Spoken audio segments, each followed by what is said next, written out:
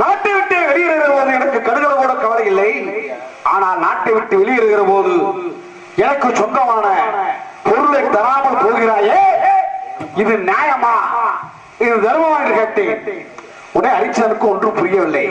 ஹரிச்சந்திரா, உன்னுடைய அன்பு மகன் லோகிதாசனுடைய 5வது பிறந்த நாள் விழாவின் போது அழைப்பில்லா விருந்தாளியாக அங்கு வந்தேன்.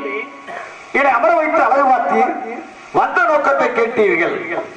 உலக நன்மைக்காக யாகம் ஒன்று ஆரம்பிக்கின்றேன், அதற்காக பொன்னும் பொருளும் தேவைப்படுகிறது என்று சொன்ன போது 56 தேசத்திற்கு செல்ல வேண்டாம், யாகத்திற்கு வேண்டிய பொருளை கேளுங்கள், நானே தருகிறேன் என்று சொல்லுகிற போது 48 கோடி திரவியத்தை தந்தாய்.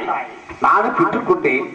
பெற்றுக்கொண்ட பொருளை கொண்டு செல்வதில் பாதுகாப்பு இருக்காது என்ற காரணத்திற்காக உனது பாதுகாப்பில் இருக்க வேண்டும் என்று கொடுத்தேன். வாங்க மறுத்தாய். நான் என் உத்தராஜ முத்திரை பறித்தேன்.